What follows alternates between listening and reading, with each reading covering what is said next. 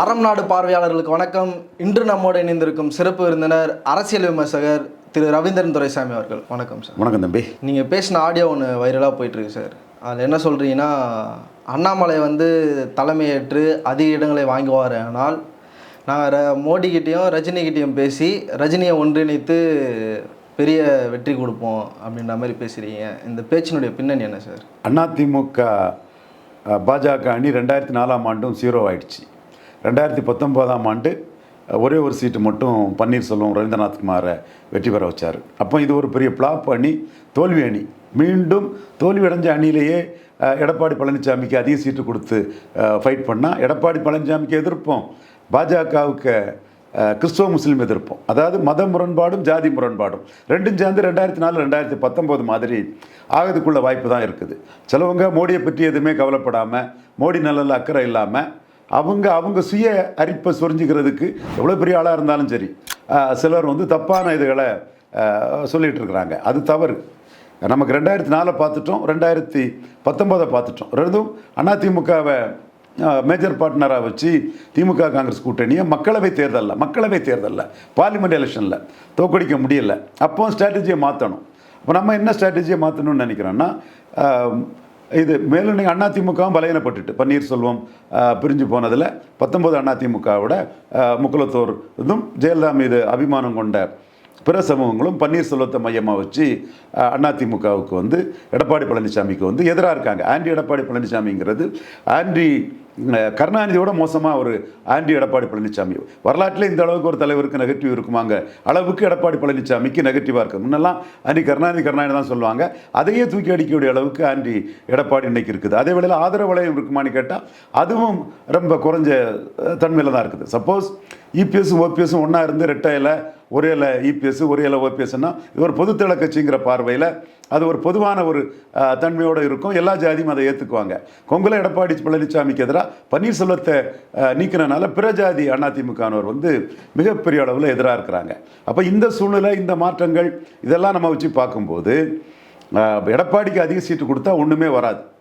அது 2004 2019ஓட மோசமான தோல்வியை கிடைக்கும். நான் மீண்டும் கேட்டுக்கிறேன், டெல்லி ஸ்ட்ராட்டஜிக்கல் டீம் நீங்கள் ஒரு சர்வே எடுங்க, இங்கே உள்ள ரங்கேஷ் டீம் ஒரு சர்வே எடுக்கட்டு, இவர் நம்ம தமிழக பாஜக தலைவர் அண்ணாமலை ஒரு டீம் சர்வே எடுக்கட்டு, நாங்களும் ஒரு சர்வே எடுத்து வச்சுருக்கிறோம். இப்படி ஒரு 4-5 டீம் ஒரு சர்வே எடுக்கட்டு அதிமுக எடப்பாடி பழனிசாமியை மேஜர் பார்ட்னராக வச்சு தேர்தலை சந்தித்தா என்ன பொசிஷன் ஆகும்னு கோயம்புத்தூர் தொகுதி எடுக்கட்டு. நிச்சயமாக நான் சொல்கிறேன், அந்த சர்வே ரிப்போர்ட் 19ஓட மோசமாக தான் எடப்பாடியை முன்னிறுத்தினா வரும். அதில் எந்த லாபமும் பாஜகவில். அவர் 2வது இடத்துக்கு பாஜகவை பயன்படுத்தி ஒரு சீட்டு வரலனாலும் பரவாயில்ல, அவர் செகண்ட் பிளேஸுக்கு அவர் கொண்டு போயிடுவார். பாஜகவுக்கு எந்த லாபமும் இருக்காது, நன்மையும் இருக்காது. அவருக்கு ஸ்டாலினுக்கு அடுத்தபடியாக 2வது இடம் அவருக்குங்கிற மாதிரி, தூரத்தில் இருந்தாலும் 2வது இடம் அவருக்குங்கிற மாதிரி அது உறுதியாயிரும். ஏன்னா இப்போ உண்மை அரசியல் ஸ்டாலின் வர்சஸ் அதர்ஸ் தான். உனக்கு பிடிக்கலான்னு நீ எங்கேயும் போயிட்டு போ, அதை பற்றி நாங்கள் கவலைப்பட முடியாது. காமராஜ் வர்சஸ் அதர்ஸ் மாதிரி தான் நீ ஸ்டாலின் வர்சஸ் அதர்ஸ் அரசியல் இருக்குது. எடப்பாடி ஒரு 15% தகுதியான ஒரு தலைவராக தான் இருக்காப்புல. ஸ்டாலின்னா ஸ்டாலின் அலையன்ஸு. அப்போ இந்த சிச்சுவேஷனில் பாஜக என்ன செய்யணும்னா, பாஜக எதிர்ப்போட்டு சிதறக்கூடிய அளவுக்கு ஒரு வீகத்தை வைக்கணும். அதுதான் நம்மளோட பார்வை. தரவுகளோட சொல்கிறது என்னென்னா, 17% ஓட்டு ஜெயலலிதா மேட் இருந்த ஓட்டு ராகுல் காந்தி, ஸ்டாலின், திருமாவளவன் அவங்க அணிக்கே போயிட்டு 13% ஓட்டு சீமான், தினகரன், இவர் கமலஹாசன் இவங்களுக்கு போயிட்டு. இதில் சீமானா இதில் எமர்ஜாக இருக்கிறார். இட் இஸ் காலி ஸ்பேட் எஸ் ஸ்பேட். அவர் தான் துணிச்சலாக இன்னும் தொடர்ந்து தனிச்சு போட்டுட்டு இருக்காரு. இது உண்மை. இந்த உண்மை ரவீந்திரன் துரைசாமி சொல்கிறான்னு 4 பேர் வயிறறிஞ்சா எரிஞ்சிட்டு போங்க. உண்மை. அது உண்மையை சொல்கிறது எனக்கு என்ன போச்சு. அடுத்தபடியாக ஒரு 14-15% ஓட்டு தான் மோடி தலைவர்னு இபிஎஸும் ஓபிஎஸும் கொடுத்த ஓட்டு. இந்த ஓட்டு மோடியை ஈவன் அதர்வைஸ் வாக்களிப்பாங்கங்கிற உள்ள ஓட்டு தான். அதாவது அந்த ஓட்டே 3வது போயிருது. இபிஎஸ் ஓபிஎஸ் இருந்ததுனால தான் மோடிக்கு இந்த 15 வந்ததா, இல்லை ஈவன் அதர்வைஸ் மோடி அது ஏற்றுக்கொள்ளக்கூடிய ஓட்டாங்கிறது ஒரு பெரிய கேள்விக்குறி. ஏன்னா இபிஎஸ் ஓபிஎஸ் மோடி கூட இருக்கும்போதே ஜெயலலிதா எடுத்த 45% ஓட்டில் 17% ஓட்டு ராகுல் ஸ்டாலினுக்கு போயிட்டு. இதைத்தான் டெல்லி ராஜகோபால் ஐயாவை மைக்ரோவா இன்டெப்த்தாக அனலைஸ் பண்ணுங்க ஐயான்னு கேட்குறேன். இது யார் மேலே உள்ள காழ்ப்புணர்ச்சியில் அரசியலை பேசாண்டா ஐயா, மைக்ரோவா இன்டெப்த்தாக அனலைஸ் பண்ணுங்கள். உங்களுக்கு ஒரு கிரெடிபிலிட்டி இருக்குது. சசிகலா விஷயத்தில் நீங்கள் ஏற்கனவே அதை கொஞ்சம் தொலைச்சிங்க என்றாலும் நீங்கள் பெரிய மனுஷன், உங்கள் ஆசீர்வாதத்தை கேட்கக்கூடிய சின்னவங்க நாங்கள், உங்களை மிகப்பெரிய அளவில் மதிக்கிறோம். மோடிக்கு வந்து என்ன லாபங்கிறத நம்ம எல்லாம் சேர்ந்து பார்ப்போம். அந்த வகையில் 17% ஓட்டு எப்படி ராகுல் காந்திக்கு போச்சுங்கிறத இது இபிஎஸ்சி ஓபிஎஸ்சி மீறி 45% ஜெயலலிதா இருந்த ஓட்டில் 17% ஓட்டு ராகுல் காந்திக்கும் ஸ்டாலினுக்கும் எப்படி போச்சுங்கிறத ஆய்வு பண்ணணுங்கிறத கேட்குறேன், சொல்கிறேன். அப்போ 2024 சர்வே எடுக்கணும். இப்போ பல ஏஜென்சியை வச்சு சர்வே எடுக்கணும். அப்போ தான் யார் நாளைக்கு கிரெடிபிலிட்டியாக இருக்காங்க, யார் சின்சியராக மோடிக்கு ஒர்க் பண்ணுறாங்கிறதெல்லாம் நாளைக்கு தெரிய வரும். அப்போ இந்த புள்ளிக்குள்ளே பார்க்கும்போது என்னோட கருத்து என்னென்னா, எடப்பாடியை முன்னிலைப்படுத்தி இந்த மோடி பிரதமரின் கொண்டு வந்தால் அது நிச்சயமாக வந்து கை கொடுக்காதுங்கிறது என்னோட ஒரு பார்வை. அப்போ நான் மோடிக்கு ஏதாவது பண்ணணும்னு தமிழ்நாட்டில் நினைக்கிறேன். மோடிக்கு ஏதாவது பண்ணணும்னு நினைக்கும் போது நான் ரியாலிட்டியை சொல்லி தான் அதை சொல்ல முடியும். சீமான் ஜாதிய முரண்பாட்டில் வளர்றாருங்கிறத ரியாலிட்டியை சொல்லாமல் நான் இதை எதுவும் பண்ணிட முடியாது. அதே மாதிரி ஸ்டாலின் காமராஜ் மாதிரி பெரிய பொசிஷனில் இருக்காருங்கிற உண்மையை சொல்லாமல் எதுவும் இங்கே நடந்துடாது. ரெண்டுமே உண்மை.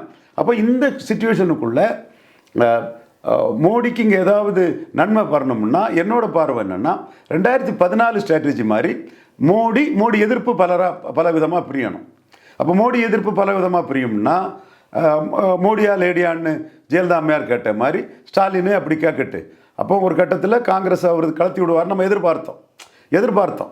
அது வந்து கர்நாடகா எலெக்ஷனுக்கு பிறகு ராகுல் காந்தி டிஸ்குவாலிஃபிகேஷனை பற்றி ஸ்டாலின் பேசி, அந்த டிஸ்குவாலிஃபிகேஷன் தான் கர்நாடகாவில் அந்த அனுதாபம் தான் கர்நாடகாவில் காங்கிரஸ் வெற்றி காரணம்னே அவர் சொன்ன பிறகு எதிர்பார்க்க முடியாது. காங்கிரஸ் கூட தான் அவர் போவார். அப்போ காங்கிரஸ் கூட அவர் போகக்கூடிய பட்சத்தில் அவருக்கு வந்து திமுக அணிக்கு வந்து 2004 2019 மாதிரி ஓட்டு குவிஞ்சிடக்கூடாது. 14 வந்து மோடி எதிர்ப்பு ஓட்டு பிரிஞ்சது மாதிரி மோடி எதிர்ப்பு ஓட்டு பிரியணும். அப்போ மோடி எதிர்ப்பு ஓட்டு பிரியணும்னா நம்ம கிளியர் கட்டாக எடப்பாடி பழனிசாமி ஐயாவை நான் குறைச்சி மதிப்பிடலை. ஐயா வந்து ராஜதந்திரி தான். எடப்பாடி பழனிசாமி ஐயா பெரிய ராஜதந்திரி தான். அவர் வந்து சசிகலா அம்மையாரை வந்து பூஜ்யமாக்கக்கூடிய அளவுக்கு அரசியல் பண்ணார். தம்பி ரங்கராஜ் பாண்டே சொன்ன மாதிரி அடித்ததெல்லாம் பெரிய ஆட்கள் தான். டிடிவி தினகரன் தொப்பி போட்டுட்டு அவருக்கு ஓட்டு கேட்டார், அவரே அடிச்சிட்டாரு. 2.5% போயிட்டார் டிடிவி தினகரன். சசிகலா அம்மையார் காலில் விழுந்தார். அந்த அம்மையாரை இன்றைக்கி அரசியல் களத்துக்குள்ளே வர விடாமல் அடிச்சிட்டாரு. அப்போ நம்மளும் அவருக்கு துணை நின்றுன்னு வைங்க. ஐயா எடப்பாடி பழனிசாமி ஐயா அவர்களே, எங்கள் அறிவு ஆற்றல் எங்கள் டெல்லி கான்டாக்டும் உங்களுக்கு துணை நின்றியா அப்போ என்றாலும் அவர் பெரிய ஆள், அவர் தான் அடித்தார். நமக்கு என்ன, நம்ம ஒரு மோடி மேலே அபிமானம் உள்ள மோடிக்கு ஒரு வெல்விஷர், அதுதான் நம்ம ரோல். அப்போது அவர் வந்து திறமசாலி, ரொம்ப சிச்சுவேஷன் லெவல் பொலிட்டிஷன் எடுக்கக்கூடிய ஒரு ராஜதந்திரி தான். மோடியை விட 10% ஓட்டு அவருக்கு கூடுதல் கிடைக்க தான் செய்திருக்கு, நம்ம மறுக்கலை. ரெட்டையில் அவர்கிட்ட இருக்குது. இப்போ நம்ம என்ன பார்க்குறோம்னா, இவருக்கும் ராகுல் காந்தி தலைமைக்கும் இடையில ஃப்ளக்சுவேட் ஆயிடுச்சு பார்த்தீங்களா, ஒரு 8-10% ஓட்டு. அந்த ஓட்டு இவர் மோடி தலைமையை ஏற்று அந்த ஓட்டர்ஸ் ராகுல் தலைமையை ஏற்றுட்டாங்கன்னா, இவர் எடப்பாடி மோடி தலைமையை ஏற்று அந்த ஓட்டு ராகுல் தலைமையை ஏற்றுட்டாங்கன்னா, அப்போ 2004 2019 ரிசல்ட் ஆகி போகுமே. அப்போ தான் நம்ம என்ன சொல்கிறோம்னா, நீங்கள் தனிச்சே நின்றுட்டிங்கன்னா இது ரொம்ப ஒரு லாபகரமாக இருக்கும். நீங்கள் தனிச்சே நின்றுட்டிங்கன்னா உங்கள் ஓட்டை நீங்களே எடுத்துருவீங்க. உங்கள் ஓட்டை நீங்களே எடுத்துட்டிங்கன்னா, நீங்கள் ஒரு 15% ஓட்டுக்கிட்ட நீங்கள் எடுத்துட்டிங்கன்னா, தனிச்சு 10-15 எடுத்துட்டிங்கன்னா என்ன ஆகும்னா, திமுக அணியோட ஸ்ட்ரென்த் வந்து 50க்கு மேலே போகிறது வந்து 40ங்கிற ரேஞ்சுக்குள்ளே வந்துடும். அதே போல் சீமான் நாம் தமிழர் இப்போ ரொம்ப வேகமாக வளர்ந்துட்டு இருக்காரு. தென் மாவட்டத்திலலாம் மிகப்பெரிய அளவுக்குள்ள ஒரு வளர்ச்சி கிடைச்சிட்டு இருக்கு. சாமிதோப்பு எங்கள் ஐயா கோயிலுக்கு போய் முத்துக்குட்டி முடிசூடம் பெருமாள்லாம் பேசி சென்டிமெண்ட்டாக இன்னொரு தளத்துக்குள்ளேயும் இன்னொரு பாஜகவுக்கு ஆதரித்த ஒரு தளத்துக்குள்ளேயும் சீமான் ஊடுருவதுக்கு முத்துக்குட்டி சாமிகளை பற்றி முடிசூரம் பெருமாளை பேசி அந்த வரலாற்றை பேசி அந்த மக்கள் மனசுக்குள்ளே ஊடுருறாரு. தூத்துக்குடி கூட்டம், தென் ஸ்ரீவைகுண்டம் கூட்டம், விருதுநகர் கூட்டம் எல்லாமே அவருக்கு வந்து பெருசான ஒரு வளர்ச்சி கிடைக்குது. ஜெகத் கஸ்பார் கூட இன்றைக்கி ஒரு வீடியோவில் அலறியிருக்காரு, ஆர்எஸ்எஸ்க்கு ஆளு சீமான், அவர் பை டிஃபால்ட்டாக 10%க்கு மேலே போயிடுவாருன்னு அவர் ஜெகத் கஸ்பார் வந்து அலறியிருக்காரு. உண்மை நிலைமை அது இல்லை. பாஜகவை வந்து சீமான் மிக கடுமையாக எதிர்க்கிறாரு. அப்போ சீமானும் பாஜக எதிர்ப்பு ஓட்டை பிரிச்சுட்டாருன்னா அப்போ அது வந்து திமுக அணிக்கு போகக்கூடிய கிறிஸ்தவ முஸ்லீம் ஓட்டில் ஒரு டேமேஜை கொடுக்கும். அப்போ திமுக அணி வந்து அபரிதமான ஓட்டுகளை எடுக்க முடியாது. அப்போ சீமான் பாஜக எதிர்ப்பு ஓட்டை பிரிக்கிறாரு, எடப்பாடி பழனிசாமி பாஜக எதிர்ப்பு ஓட்டை பிரிக்கிறாரு, திமுக காங்கிரஸ் எடப்பாடி பழனிசாமி பாஜக எதிர்ப்பு ஓட்டை பிரிக்கிறாங்கன்னா பாஜக எதிர்ப்பு ஓட்டுகள் சிதறி திமுக அணி ஒரு 40 அந்த புள்ளிக்குள்ளே தான் இருக்குமே தவிர 2004 2019 போன மாதிரி 50 தாண்ட மாட்டாங்க. அப்போ இவங்க 40க்குள்ளே நின்னாங்கன்னா எதிர்ப்பு ஓட்டு சிதறதுனால பாஜக வந்து சில இடங்களை ஜெயித்திரலாம். அது கன்னியாகுமரி ஜெயித்திரலாம், தென்காசி ஜெயித்திருக்கலாம், ராமநாதபுரம் ஜெயித்திரலாம், ஈரோடு திருப்பூர் பொள்ளாச்சிக்குள்ளே நல்ல ஃபைட்டு கொடுக்கலாம். ஒருவேளை ஈரோடு திருப்பூர் பொள்ளாச்சிக்குள்ளே இபிஎஸ் கூட அவருக்கு எதிர்ப்பு ஓட்டு சதறதுனால 1-2 ஜெயித்திரலாம், தருமபுரி எதிர்ப்பு ஓட்டு சதறதுனால அன்புமணி ஜெயித்திரலாம். அப்போ எதிர்ப்பு ஓட்டு சதறதுனால ஒரு 7-8 சீட்டு மோடிக்கு வரும்னா அது லாபம். நீங்கள் எல்லாரையும் ஒன்றா சேர்க்கணும்னு நினச்சிக்கிட்டு 2004 2019 மாதிரி திமுக அணி ஸ்வீப் பண்ணிட்டுன்னா 80 ஸ்வீப் பண்ணாங்க, 2004 ஸ்வீப் பண்ணாங்க, 19 ஸ்வீப் பண்ணாங்க. நம்ம உண்மையை சொல்கிறோம். Accept the reality, then try to go beyond that. Reality accept பண்ணி அதுக்கு மேலே மோடிக்கு என்ன லாபத்தை கொடுக்க முடியுமோ அதை வந்து ஸ்ட்ராட்டஜைஸ் பண்ணி மைக்ரோவாக கொண்டு போகணுங்கிறது தான் நம்மளோட முழுமையான விருப்பம். ஐயா எடப்பாடி பழனிசாமியும் பலமாக நின்று மோடி எதிர்ப்பு ஓட்ட மோடியா எடப்பாடியான்னு பிரிக்கெட்டு அது நன்மையை கொடுக்குங்கிறது நம்ம சொல்கிறோம். ஏன்னா கட்டுச்சோத்து பெரிச்சாளி மாதிரி அவங்க எல்லாமே மோடி எதிர்ப்பை பேசியிருக்காங்க. கேபி முனுசாமி பேசியிருக்காரு, சிவி சண்முகம் பேசியிருக்கிறாரு. ஐயா சிவி சண்முகம் அவர்கள் இதய அறுவை சிகிச்சைக்காக அப்போலோ மருத்துவமனையில் அனுமதிக்கப்பட்டிருக்காருன்னு செய்தி வந்தது. மனப்பூர்வமாக இதயபூர்வமாக விரும்புகிறேன். சகோதரர் சிவி சண்முகம் நல்ல குணம் பெற்று விரைவில் வந்து அரசியல் பண்ணுன்னு அவரோட முழு அன்போடு ஐயா சிவி சண்முகத்தை நான் நேசித்து என்னோட விருப்பத்தை அதில் தெரிவித்துக் கொள்கிறேன். ஐயா சிவி சண்முகம் ஆன்டி மோடி பொலிட்டிக்ஸை பண்ணார், கேபி முனுசாமி பண்ணார், ஜெயக்குமார் பண்ணார், பொன்னையம் பண்ணார், தென் கடம்பூர் ராஜி பண்ணார், செல்லூர் ராஜி பண்ணார், ராஜன் செல்லப்பா பண்ணார், தனிமகன் உசேன் பண்ணார், அன்வர் ராஜா பண்ணார். ஐயா சிவி சண்முகத்துக்கு ஆதரவாளர்களான அருண்மொழித்தேவன், ஹரி போன்ற வட தமிழக வன்னிய தலைவர்கள் வந்து அண்ணாமலை மேலேயே ஒரு தரக்குறைவான வார்த்தைகளை சொல்லி அந்த பொலிட்டிக்ஸை பண்ணாங்க. அப்போ இவ்வளவும் பண்ணிக்கிட்டு ஜெயலலிதா அம்மையார் அண்ணாமலை பேசிட்டாருன்னு நீக்கிடலாம் சொல்லி ஒரு பிரச்சனைகளை பண்ணிக்கிட்டு இவ்வளவுக்குள்ள விஷயங்களை வச்சுக்கிட்டு இருந்தா அவங்க ஓட்டு எப்படி மோடி தலைமைக்கு டிரான்ஸ்ஃபர் ஆகும்? ஏற்கனவே அவங்களுக்கு பாசம் எல்லாமே வந்து ராகுல் காந்தி மேலே தான். அதை நான் பலமுறை அவங்கள சொல்லிட்டேன். அவங்களுக்குள்ள அந்த பாசம் இது வந்து பாச பிணைப்புகள். ராகுல் காந்தின்னா அவங்க அந்த ஒரு அடிமை மனப்பான்மை அவங்களுக்கு உண்டு. திராவிட இயக்கம் தந்தை பெரியாருக்கு பாரதத்தெல்லாம் சொல்லுவாங்க. ஆனால் இந்திரா காந்தி தத்திராயத்துக்கு ஒருத்தர் கவல் பண்ணாமல்னா அவங்களுக்கு அடிமையாக தான் ஓட்டை போடுவாங்கங்கிறது தமிழ் மண்ணுக்குள்ளே நான் பலமுறை சொல்லியிருக்கிறேன். இப்படிப்பட்ட ஒரு சிச்சுவேஷனுக்குள்ளே பவர்ஃபுல் லீடரான 10 தலை எடப்பாடி பழனிசாமி பவர்ஃபுல் லீடர், ஒற்றை தலைமையாக வாருன்னு சொன்னார்ல. இப்போ அவர் 10 தலையோட வச்சுருக்காரு. 10 தலைன்னா அவர் தலை ஒன்று, செங்கோட்டையன் தலை ஒன்று, இல்லை அவர் தலைக்கு அடுத்த தலை பெரிய தலை சிவி சண்முகம் தலை. சிவி சண்முகம் தலைக்கு அடுத்தபடியாக கேபி முனுசாமி தலை. சிவி சண்முகம் தலைக்கும் கேபி முனுசாமி தலைக்கும் முட்டம், அது வேற ஒரு முட்டல் இருக்குது. அப்புறம் வந்து தங்கமணி தலை, வேலுமணி தலை, செங்கோட்டையன் தலை, அப்புறம் வீரமணி தலை, அன்பழகன் தலைன்னு இப்படி ஜெயக்குமார் தலை. நம்ம நண்பர் சென்னையில் பெருசாக பொலிட்டிக்ஸ் பண்ணக்கூடிய நண்பர் பேரை நம்ம சொல்லாமல் இருக்கலாமா? டிஜே ஜெயக்குமார் தலை. இப்படி ஒரு 10 தலையோடு அவர் இருக்கிறதுனால 10 தலை பழனிசாமி பவர்ஃபுல்லாக நின்று எதிர்ப்பு ஓட்டை பிரிப்பார். 15% பழனிசாமி 15% ஓட்டை பிரித்தாலும் கூட அது வந்து ராகுல் காந்திக்கு போகாமல் இவர் பிரிச்சுட்டு போயிட்டாருன்னா அது நல்லது. அது மோடிக்கு வருங்கிற கேரண்டி சர்வே மூலமாக இருந்ததுன்னா நோ இஷ்யூஸ். கடந்த கால அரசியல் முன்னுதாரணங்கள் மூலமாக அது இல்லை. பட் நம்ம ஒரு புதுசாக சர்வே எடுத்து அந்த ஓட்டு மோடிக்கு தாங்க வரும்னு ஒரு இருந்ததுன்னா அது ஓகே. என்னோட அனுமானம் அது வந்து ராகுல் காந்திக்கு அடிமை புத்தியில் போகக்கூடிய வாக்குகள்னு தான் நான் கருதுகிறேன். அதனால் அங்கே போகாமல் இங்கே பிரிச்சுட்டாருன்னா நல்லதுங்கிறது என்னோட பார்வை.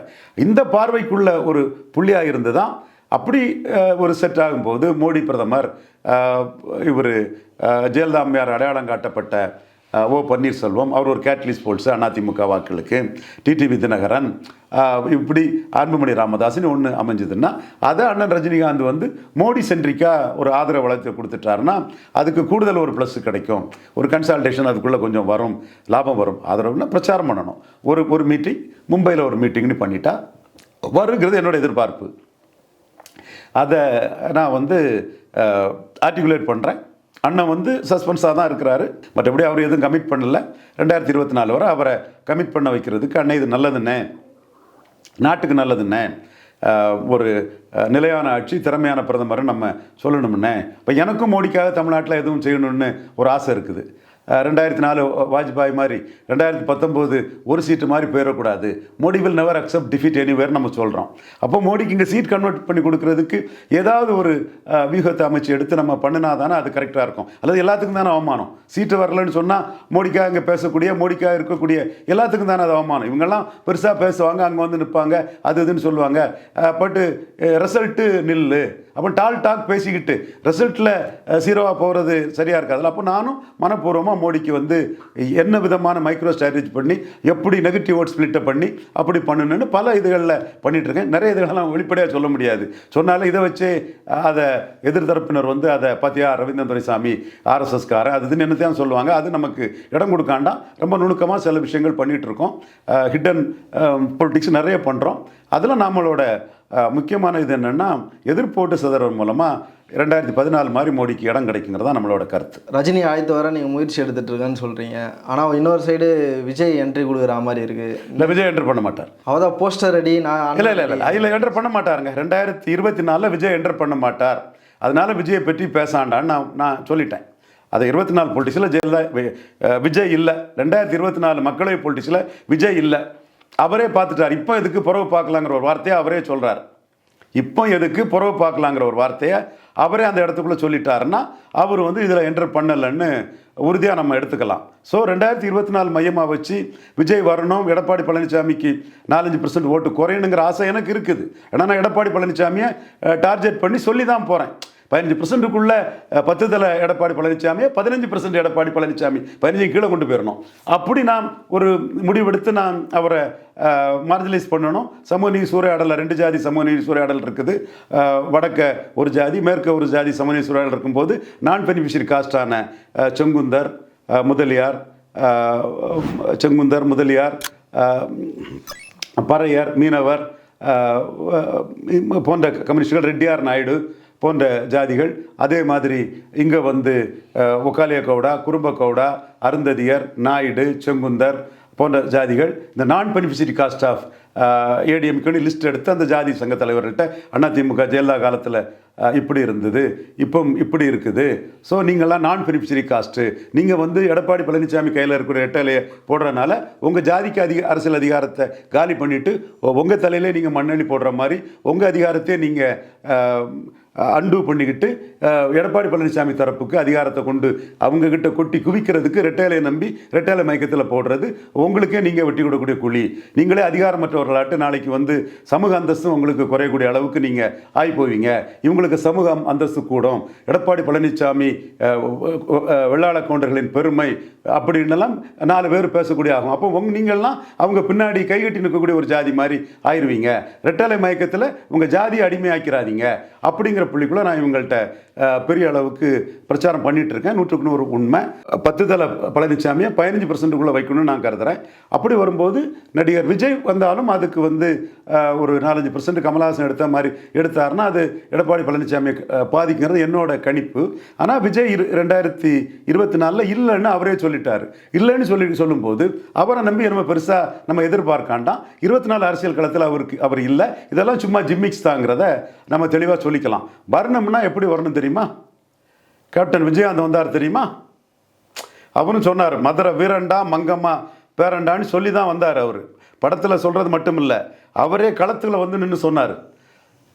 முருகதாஸ் கல்யாணம் அது எப்போ நடக்குதுன்னா 40க்கு 40 திமுக கூட்டணி அடிக்குது. திமுக, காங்கிரஸ், பாமக, சிபிஎம், சிபிஐ, மதிமுக எல்லாரும் ஒன்றா நின்று 57% ஓட்டு எடுத்து 2004ஆம் ஆண்டு 40 சீட்டு அடிக்கிறாங்க. மத்திய அரசு அதிகாரம் வந்து கலைஞர் கருணாநிதிகிட்ட போகுது. டாக்டர் ராமதாஸுக்கு மகன் மத்திய அரசு அதிகாரம் மிக்கவராட்டு ஹெல்த் மினிஸ்டராட்டு இருக்காரு. பாருங்க அதிகாரம் எப்படி 3 கையில நிற்குதுன்னு பாருங்க. அப்போ முருகதாஸ் கையில் கல்யாண வீட்டில் வந்து கேப்டன் விஜயகாந்த் பேசுகிறாரு. இப்போ எல்லாம் அதிகாரத்தை கைப்பற்றிட்டாங்க. புழக்கடை வழியாக வந்து மக்களை சந்திக்காம வளமான லாகாக்களை பெற்றுறாங்கன்னு அன்புமணி அடித்தார். அது சாதாரண இதா? அதுக்கும் உங்கள் அப்பா அம்மா கிட்ட போய் காசு கொடுக்காம ஓட்டு போட சொல்லுங்கன்னு விஜய் சொல்கிறதுக்கு என்னங்க சம்மந்தம் இருக்குது? விஜயகாந்த் எங்கெங்க? விஜய் எங்கெங்க? விஜயகாந்துக்கு போல்ட்னஸ் எங்கெங்க? மதுரை வீரண்டா, மங்கம்மா பேரண்டா. நீ அடினா அடிக்கிறதுக்கும், வெட்டுனா வெட்டுறதுக்கும், குத்துனா குத்துறதுக்கும் ஆள் இருக்கு. உனக்கு ஆள் இருக்கும்போது எனக்கு எங்கே ஆள் இருக்கக்கூடாதுன்னு கேட்டாரா இல்லையா? எப்படி கேட்டார் அவர்? ஆக அவர் என்டர் பண்ணுறாருங்கிற அதை தெளிவாக களத்துக்குள்ள நின்னார். அப்போ ஆற்காட்டு வீராசாமி அண்ணன் கூட இன்னும் உயிரோடு இருக்கிறாரு. அண்ணன்கிட்ட கேளுங்க. ஆற்காட்டு அண்ணன் வீராசாமி அண்ணனோட சன் கூட எம்பியாக இருக்கிறாரு. அப்போ டாக்டர் ராமதாஸ்கிட்ட அவர் கூப்பிட்டு பேசின தகவல் வந்து, டாக்டர் நீங்கள் நீங்கள் ரஜினிகாந்தை டீல் பண்ணுற மாதிரி விஜயகாந்தை டீல் பண்ண முடியாது. ரஜினிகாந்த் ஆர்கனைஸ் பண்ணல, அன்ஆர்கனைஸ்டாக இருந்தார். விஜயகாந்த் ஆர்கனைஸ் பண்ணியிருக்கிறாரு. இங்கே உள்ள ஒரு பெரிய ஜாதியோட ஒரு அவர் அந்த அடையாளமாக வரல. இங்குள்ள ஒரு பெரிய ஜாதியை சேர்ந்தவர். அவர்கிட்ட நீங்கள் மோதினீங்கன்னா பெரிய ஜாதி கலவரம் ஆயிரும். அவருக்கு ஆட்களும் எழுத்து அடிப்பாங்க. அந்த மாதிரி டீல் பண்ணுற மாதிரி விஜயகாந்த் டீல் பண்ணிட முடியாது டாக்டர்னு அண்ணன் ஆற்காட்டு வீராசாமி திமுகவில் இருந்தார். இப்போ அண்ணன் உயிரோடு இருக்கிறாரு. அண்ணன் மகன் மக்களவை உறுப்பினர் இருக்கார். இப்பவும் கேளுங்க, அந்த அளவுக்கு விஜயகாந்துக்கு பெரிய ஒரு கிரிப் இருந்தது. நின்னார், களத்துக்குள்ளே வந்தார். அவர் விருத்தாச்சலத்துக்குள்ளே போனார். சிங்கத்தை அதன் குகையிலே சந்திக்கிறாரு. ஒரு டாக்டர் ஒருத்தர், ரொம்ப செல்வாக்கான ஒரு டாக்டர், கோவிந்தசாமி, டாக்டர் கோவிந்தசாமி. அவர் நின்னார். அவரையே விருத்தாச்சலம் தோக்கடிச்சு 8.3% தமிழக அளவிலையும் விருத்தாச்சலத்தில் பெரிய வெற்றி பெறாட்டும் வந்தார். நான் அப்போவே இமயம் டிவி போன்ற தொலைக்காட்சியில் நான் என்னோட கருத்தை சொல்லியிருப்பேன். திமுக கூட்டணி ஜெயிக்கும், தனி மெஜாரிட்டி வராது. ஜெயலலிதா நாயுடு ப்ளஸ் வெள்ளாள கவுண்டர் அண்ணன் வைகோ மூலமாக வெஸ்ட்டில் கொஞ்சம் சீட்டு வரும். முக்குலத்தோர் ப்ளஸ் நாயுடு சவுத்தில் கொஞ்சம் சீட்டு வரும். மற்றபடி திருமாவளவன் கொஞ்சம் சீட்டை வடக்கு வெற்றி பெற்று கொடுப்பாரு. டாக்டர் ராமதாஸுக்கு ஸ்ட்ரைக்கிங் ரேட் குறைவாக இருக்கும். விருத்தாச்சலத்தில் விஜயகாந்த் நல்ல லீடிங்கில் ஜெயிப்பார். 8% ஓட்டு விஜயகாந்த் எடுப்பாருன்னு நான் தெளிவாக அன்னைக்கே நான் கொடுத்துருக்கேன். இன்றைக்கும் இமயம் டிவியில் என்னோட பேட்டியை பார்க்கலாம். நான் 100% சொன்னது கரெக்டாக இருந்தது. அந்த அளவுக்கு கேப்டன் விஜயகாந்த் களத்துக்குள்ளே தைரியமாக நின்று மத்திய அரசை கைக்குள்ள சிபிஐ, இடி, ஐடி இதெல்லாம் வச்சிருக்கக்கூடிய மத்திய அரசு, சோனியா காந்தி அரசு, கலைஞர் கருணாநிதி அரசு, ஹெல்த் மினிஸ்டராக இருந்த டாக்டர் ராமதாஸ் அரசு, இந்த அரசை எதிர்த்து பேசி அப்போ கூட அவரு கூட விஜயகாந்த் அப்போ ராமதாஸும் திருமாவளவனும் ஒன்று சேர்ந்துக்கிட்டு தமிழ் பாதுகாப்பு இயக்கம் முன்னெல்லாம் வச்சுக்கிட்டு அதில் நம்ம ஃப்ரெண்டு சோழன் நம்பியார், இன்னும் பலரும் டாக்டர் சேதுராமன் பலரெல்லாம் இருந்துக்கிட்டு தமிழ் பாதுகாப்பு இயக்கம்லாம் வச்சுட்டு இருந்தாங்க. அப்போ என்ன வட மாவட்ட தமிழ் ஜாதி ஒற்றுமையை கெடுக்கிறாரு ரவீந்திரன் துரைசாமி, என் தம்பி கலைக்கோட்டு குதியன் தமிழன் டிவி இருக்கிறார் இல்லையா, அவர்கிட்ட எல்லாரும் குற்றம் சாட்டுறது, உங்கள் அண்ணையா இப்படி பண்ணுறாரு, தமிழ் ஜாதி ஒற்றுமையை கெடுக்கிறாரு, விஜயகாந்துக்கு சப்போர்ட் பண்ணி உங்கள் அண்ணன் பேசுகிறாருன்னா அவங்க சொல்கிறது வழக்கம் உண்டு. என்னை பற்றி தமிழ் ஜாதி ஒற்றுமையின் எதிரி ரவீந்திரன் துரைசாமின்னெல்லாம் பேசுவாங்க. விஜயகாந்த் தெலுங்கர்னு சொல்லிக்கிட்டு தெலுங்கர் விஜயகாந்தின் ஆதரவாளர்லாம் நம்ம ரவிக்குமார் இப்போ இருக்கிறாரு, பேசுகிறாரு நம்ம ரவிக்குமார் எம்பி, அவங்கெல்லாம் என்ன அந்த குற்றச்சாட்டுகளை அப்போவே அந்த காலகட்டத்திலே 2006 காலகட்டத்திலே நம்மளை அந்த மாதிரி சொல்லுவாங்க. பட் நம்ம விஜயகாந்துக்கு திறமையும், மக்கள் தொண்டர், காமராஜ் தொண்டர், அண்ணன் நெடுமாறன் தளபதி, ஐயா அழகிரிசாமி நாயுடு மகன் விஜயகாந்தை நம்ம முழுமையாக ஆதரித்தோம். விஜயகாந்துகளோட அந்த போல்ட்னஸ் அன்னைக்கும் பேசணும், இன்றைக்கும் பேசணும். விஜயகாந்துக்கு போல்ட்னஸ் வரலாறு, விஜய் அது கூட கம்பேர் பண்ணும்போது நத்திங். விஜயகாந்துக்கு அந்த மத்திய அரசு எழுத்துன்னு அந்த போல்ட்னஸ் கூட கம்பேர் பண்ணும்போது விஜய் இன்னைக்கு ஒரு லயன்ஸ் கிளப்பு, ரோட்டரி கிளப்பு, சுத்த சன்மார்க்க சங்கம் இவங்க சொல்கிற மாதிரி ஒரு அட்வைஸை கொடுத்துருக்கிறாரு. நாளைக்கு அவரும் போல்டாக வந்தாருன்னா நம்ம சொல்லிட்டு போகிறோம், அதுக்கு நமக்கு ஒன்றும் ஆட்சேபனை இல்லை. இன்றைக்கி அவர் விஜயகாந்தோட கம்பேர் பண்ணக்கூடிய எல்லாமே இல்லை. விஜயகாந்துக்கு ஸ்டைலே வேறு, விஜய் அதுக்குள்ளே இன்றைக்கி இல்லைங்கிறதான் உண்மை. காரணம் 2024 விஜய் களத்துக்குள்ளே வர்றது காட்டு அவரே ஸ்கீம் பண்ணலைன்னு தான் நான் கருதுறேன். வருமானு சொன்ன ரஜினிகாந்தே வரல. அரசியல் முடிவுங்கிறது தனி மனிதனோட கடைசி நேர ஒரு முடிவு தான். அது எப்போ வேணாலும் மனிதனுக்கு மனிதன் மாறும். அது பல காரணங்கள் இருக்கலாம். அதனால் இந்த காலத்தில் கூட வருவன்னு சொன்னேன் விஜய் வராமல் கன்சிஸ்டண்ட்டாக ஒரு ஸ்டாண்ட் எடுத்து ஒரு நிலையான கொள்கையாட்டு நேர்கோட்டில் ஒரு கொள்கையோடு நிலையான நிறமாறாத ஒரு தன்மையில் இருக்கக்கூடிய இவர் சூர்யா கூட வந்துடலாம். அது அந்த தனி மனிதரோட விருப்பு, தனி நபரோட முடிவு பொறுத்து. Spur of the moment will change the decision of an individual. அந்த வகையில் ரஜினியை நாங்கள் நம்புகிறோம். அவங்க பிரதரே சொல்லிட்டாரு, அவர் எல்லாத்துக்கும் பொது நல்ல பிள்ளையாக இருக்கிறாருங்கிறத நாங்கள் நம்புகிறோம். குறிப்பாக மீண்டும் சொல்கிறோம், 2021 சட்டமன்ற தொகுதியில் நாங்கள் ஒரு ஒரு ஒரு உறுதியான ஒரு தன்மையை ரஜினிக்கு சொன்னோம். இவர் யாரையும் ஆதரிக்க மாட்டார், ஸ்டாலின் அவருக்கு வேண்டியவர் தான். ஏங்க நாங்கள் சொன்னதை வெளிப்படையாக சொல்லக்கூடிய ஆளுங்க. ஸ்டாலினுக்கு வேண்டியவர் ரஜினிகாந்த். ஸ்டாலினுக்கு எதிராக போக மாட்டார், எதிராக போக வேண்டிய அவசியம் இல்லைன்னு 2021 சட்டமன்ற தேர்தலில் நாங்கள் தான் சொன்னோம். அதுதான் நடந்தது. ரஜினி அறிக்கை கொடுப்பாரு, இவருக்கு ஓட்டு போட சொல்லுவார், அவருக்கு ஓட்டு போட சொல்லுவாங்கலாம் சொன்ன கருத்தெல்லாம் எங்கள் அண்ணா ரஜினிகிட்ட எடுபடலை. அதே மாதிரி இன்னைக்கு எங்கள் அண்ணா ரஜினிகிட்ட Modi stable government, able permission Modi வேணும்னு நாங்கள் சொல்கிறோம்.